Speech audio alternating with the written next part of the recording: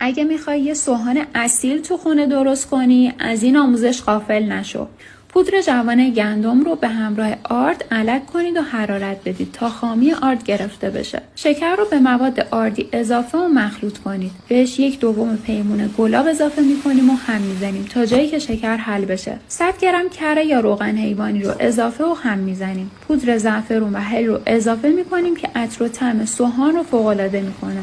حدوداً 30 دقیقه رو حرارت ملایم مدام سوهانمون رو هم میزنیم تا جایی که کاملا جمع بشه. مایع سوهان رو از روی حرارت برمیداریم و کف سینی چرب شده میریزیم و با یک گوشتکوب کاملا پهنش میکنیم.